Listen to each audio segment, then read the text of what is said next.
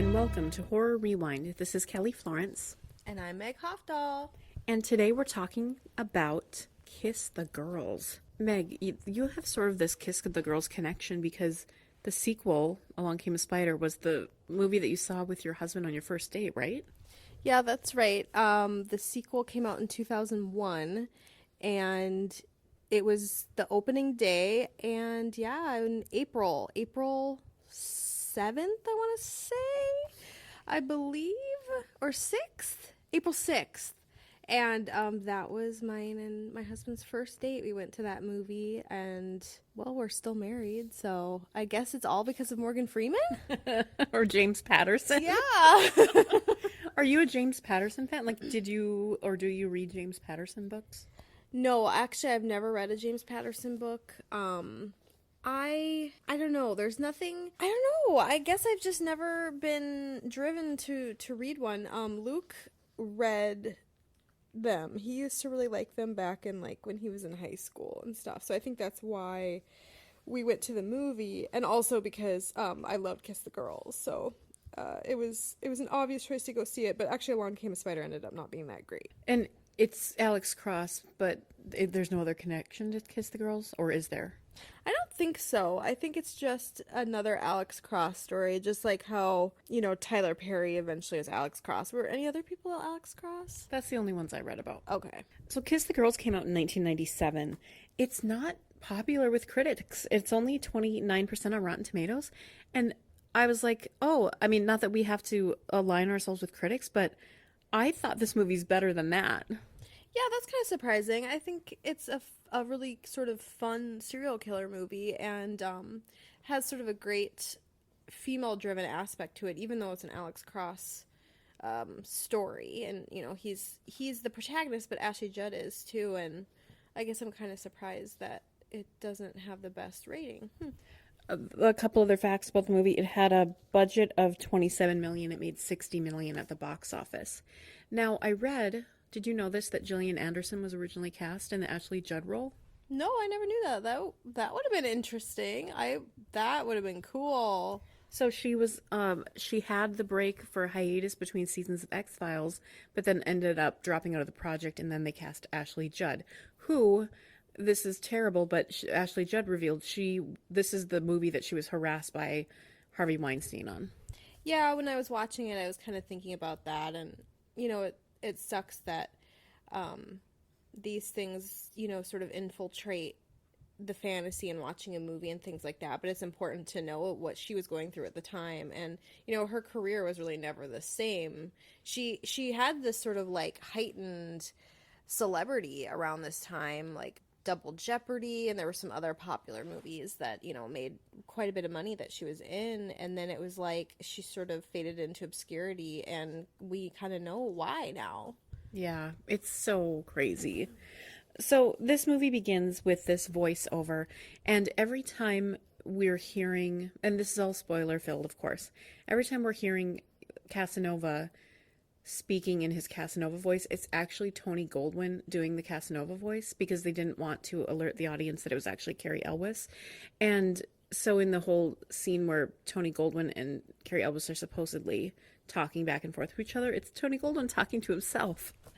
Oh, okay, I didn't realize that. I mean, I knew it had to be his voice doing Casanova, because Cary Elwes just has a really, even when he's doing an American accent, he just has a really distinct voice, I think. Mm-hmm. So I'm glad they did that, because it's a great reveal, of course, at the end. I think they don't give it away, and it's a very shocking twist. And, when you watch it knowing the entire time, you can pick up on little things, or they just hold the camera on him just maybe a second longer than they should, but it's not obvious.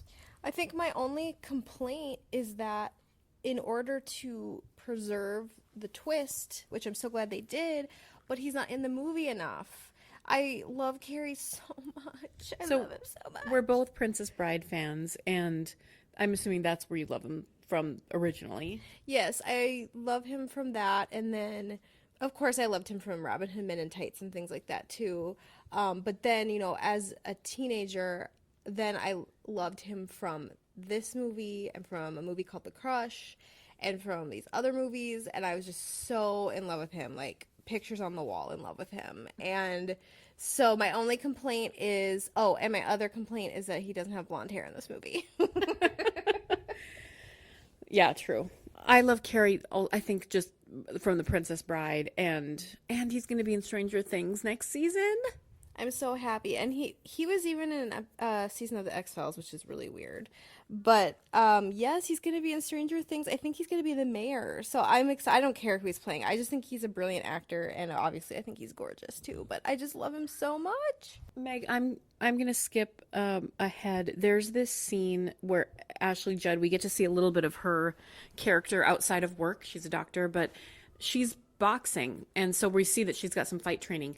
You have a boxing connection. Your dad was a boxer, right? Oh, yeah, that is true. My dad was an amateur boxer, and my grandfather was pretty well known in El Paso, Texas, for being a boxing coach. So that was really the only sport I grew up around. But I think what's so cool is that the fact that she's boxing and that she's a doctor and that she is so well spoken and intelligent and carries herself so well. I mean, I could see why they wanted to cast Gillian Anderson because, there's that Scully component to her. What makes it so fascinating is that she, in a way, is perfect and in a way is who we would aspire to be.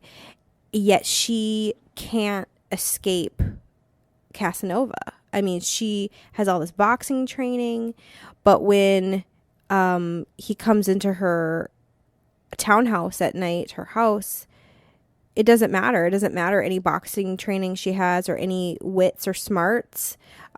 She's a victim in that moment. Yes, and it's weird because we think we'll take the self-defense classes or we can protect ourselves in this way, but I think it's a cheap shot. I mean, she basically gets away from him, but he knew that moving that fish tank to the bottom of the stairs would be, and she wouldn't be expecting that because that's not how her house is laid out. I think that was a cheap shot, but he got her that way. I mean, play fair, Casanova. Yeah, geez. I recently watched Double Jeopardy. It happened to be on TV, and I was like, is Ashley Judd a bad actress? I don't know. Maybe I don't think she's a bad actress, but I was watching Double Jeopardy and I wasn't convinced. Yeah, that's not a good movie. Luke has quite a lot. I remember he had quite a lot to say about how terrible that movie was. I think that might be, sort of her bad. What looked like bad acting might have just been bad writing. I don't know, but I mean, she could be a bad actress. I don't really know. Have you seen the movie Bug with her in it? That was fascinating. No. That's a horror movie. And it's sort of very psychological and it's very different. And that's a fascinating, interesting movie. So, she's had some cool roles and she's just so pretty. I freaking love her. I mean, Yeah. she's gorgeous and I think she's charming and I like what she does. I think she's tough, and I think in her real life she's been very transparent. Like, she's talked about her problems with her famous mother and famous sister, and now she's really a spearhead of the Me Too movement and stuff, so I think she's pretty cool. Did you notice she goes into the bookstore to get a book and the clerk, did he seem recognizable to you? Do you remember what I'm talking about? No. He is in Batman, like the Michael Keaton Batman, and I watched that movie probably at least once a day when I had it on VHS, so I definitely recognized him from there, but I guess he was also in Briscoe. Oh, funny. No, I didn't realize. I mean, I watched the Michael Keaton Batman a lot. I used to force my friends to play Batman Returns. Like, that's what I wanted to play on the playground, was like, we were gonna like do the whole sequence in the beginning with like the penguin like being put in the whatever, you know what I mean. How did that work out? I didn't have a lot of friends. Okay, so I love my sister, but she's sort of penguin shaped, like the villain, and she's very short. And so there was always this boat parade on the lake where we had a cabin, and for 4th of July, and you would decorate your boat and dress up in a costume, and there would be winners. The year my sister dressed up as the Penguin and my dad dressed up as Batman, and they made their boat look like Batmobile, they won. And I think we owed it to my sister. Nobody wants to hear that they are Danny DeVito penguin shaped. That's literally the worst thing you could ever say. Hi, Christy. Oh boy. I mean, she doesn't have his beak or anything. Oh well. Is that? I mean, I guess that's where never mind. I'm a terrible person. There's a lot of men in this movie. There's a lot of men at the crime scenes. There's a lot of men trying to figure things out. It kind of pissed me off when I was looking at the IMDb, because I was like, oh, who's that clerk? The women aren't even given names on IMDb. They're just like woman or victim. So that kind of made me mad. There's a lot of women, yes, but they're all being held captive. Yeah, I mean, we don't see a lot of their faces, and when we do, they're kind of sitting around and having to listen to Tony Goldwyn, like, do an obnoxious monologue. Yeah, and I also wonder, part of me wonders why Alex Cross's niece couldn't just be the main character, the main female character. It's like they needed to have a white woman, you know? It's like, why couldn't it just be Alex Cross and then his niece and her perspective? You know, it's like, why throw this other woman into it? Another thing that bothered me was it seemed like anytime it had to do with his niece, then he got angry. And it's like, why is it when they have some sort of relation to you, all of a sudden you feel something? And I understand he's, you know, a cop, and you know, and obviously if it's a family member, there's a little bit more of an emotion there, but at the same time, it's like, you know, when he goes to the crime scene and he sees it's blonde hair, it's like, oh, relief. And when he's got the pictures and he's talking to sort of that red herring, the professor who seems like a creep, who it's like, is he the bad guy?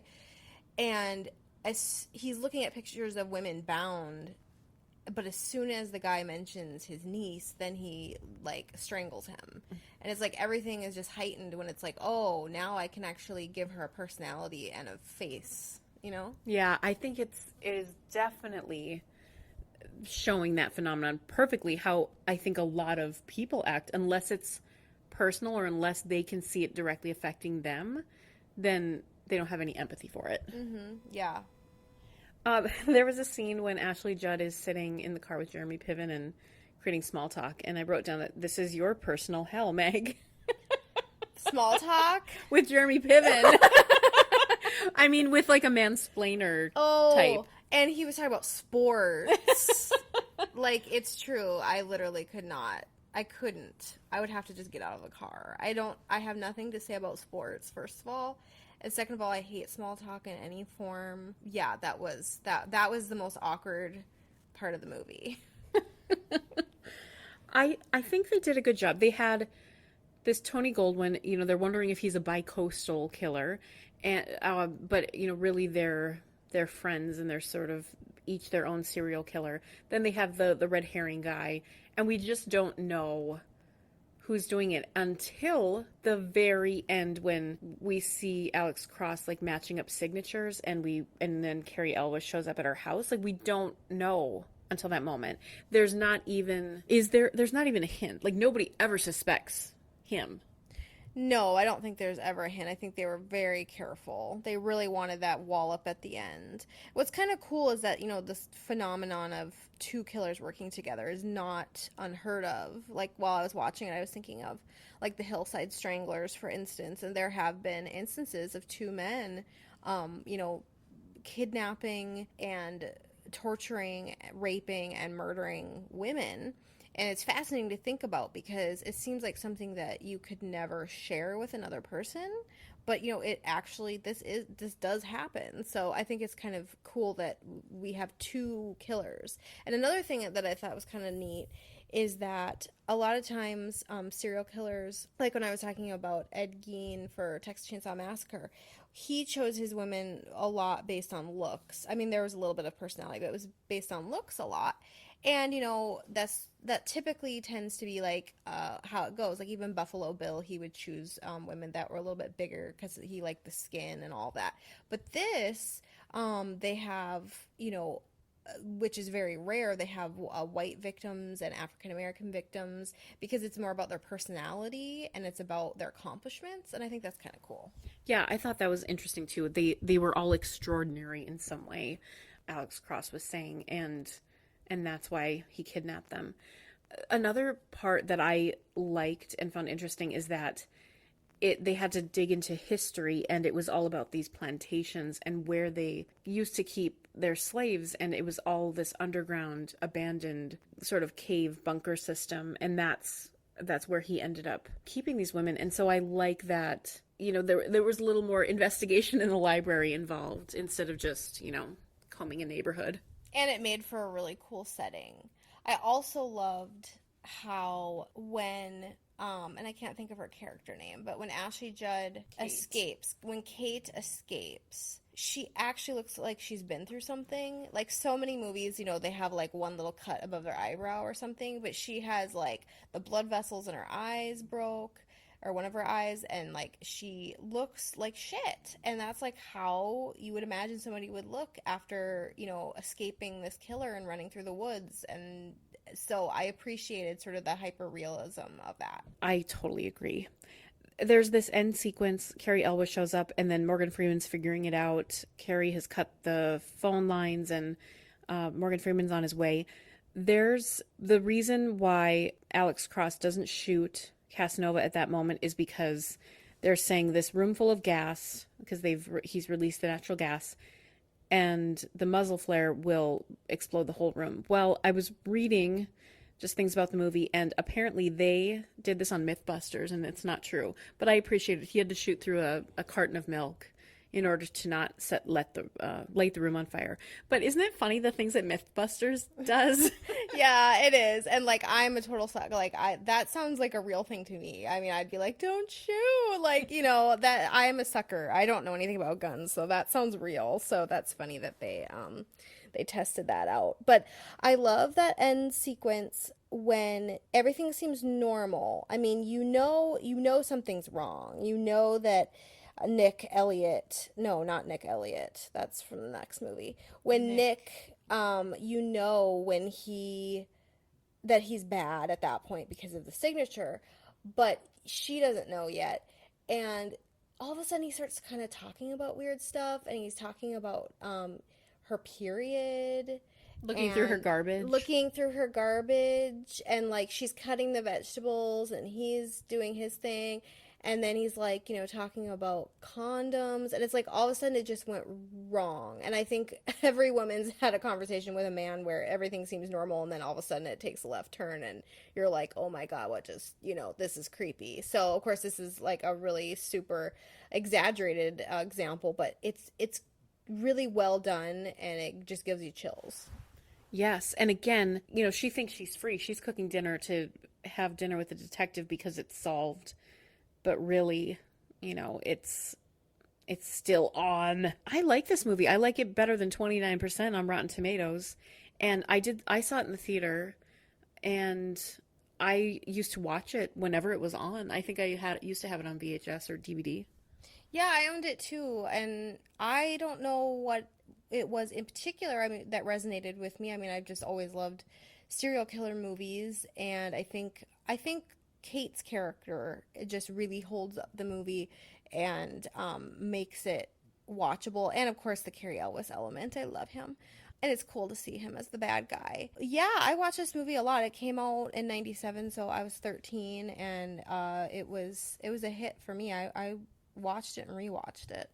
So apparently this movie was denied a cinematic release in the state of Virginia because there were some unsolved murders going on at the time that seemed sort of similar to this plot line. Can you imagine like a movie not being released in your state because of what's happening in real life? That's so crazy. That's really crazy. I mean, I guess it's good that they were being sensitive to people. Wow, I wonder if that would even happen anymore. I don't know. I can't imagine unless a movie, like a local movie theater, decided not to show something because of, a local connection. But yeah, that was kind of a big deal. Yeah, it would be. Huh. I know what something bugged me. So when Kate is found and she's in the hospital and they know that she's been drugged by something. Yeah, they're trying to figure out what she's drugged with. There's a female doctor. She's like, I'm not sure. So Alex Cross gets a PDR, a physician's desk reference. Even though there's a female doctor, he sits down and somehow figures it out just by researching through the PDR what it was and how to deal with it. So first he mansplains it to that doctor who her entire life is devoted to medicine. Then when Kate wakes up, who is also a female doctor, he tells her about it. She's like, I've never heard of it. And he mansplains it to her. And I was just like, are you serious? Like, That was annoying. I mean, he literally just looked at a PDR and was like, it's this drug. As though, and then he saved the day. It was just like, all right. Yeah, that was kind of obnoxious. I kind of wish Kate had been able to give them a clue before she passed out or whatever. Yeah, that would have been cool. Well, we need to rank this movie on a scale of 0 to 10. 0 being you hated it, 10 being it's a perfect movie. What should our scale be? What about... Well, what first came into my head were violins, but there's also that creepy sort of Phantom of the Opera mask. Yeah, that mask is cool. Let's do the masks. Okay. How many masks do you give Kiss the Girls? I give it 7, which might seem low, but it's a really solid movie. I think that it holds up, even today, but there are a few misses in it. It has that great twist, but it's a strong, solid 7. I would also give it a 7. I still love this movie. I think it holds up. I mean, obviously we could find some faults with it, era-wise and lens-wise, looking at it from 2018. But I still think it's an enjoyable movie. Agreed. And Carrie Ellis. We hope that you're having a great week, horror fans. And until next time, we'll see you in the horror section.